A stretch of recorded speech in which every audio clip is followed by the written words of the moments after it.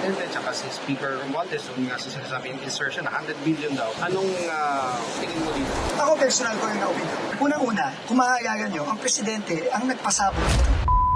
Duterte had echoed allegations that the president had signed a 2025 budget law that is susceptible to abuse. Former President Duterte says it is against the law to leave items in the national budget blank only to be filled in later, like a blank check. Pagka ganon, there's something terribly wrong. And as a matter of fact, I would say, kung may mga blanco yan lumusot, that is not a valid legislation.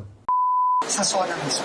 At simula nung SONA hanggang ngayon, hindi lang salita ang ginawa ng Presidente, konkretong aksyon ang ginawa ng Presidente para mapalagot lahat ng dapat panagot. Binuo ang ICI, ang dami ng mga kinasuhan, lahat ng mga reforma natin sa DPWH, sinabi ng Pangulo, gawin natin lahat yan. Most importantly, sabi niya, wala tayong sisinuin. Is the former speaker included in the list, sir? I don't think so.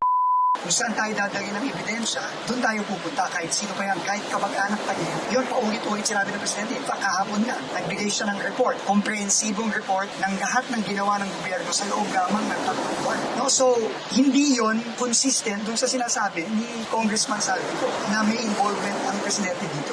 Kasi kung involved ka, bakit ikaw mismo magpapasabog? Bakit mo gagawin lahat ng ito? Bakit mo ibubuo ang isang independent commission? Independent daw, pero inappoint lahat ni BBM.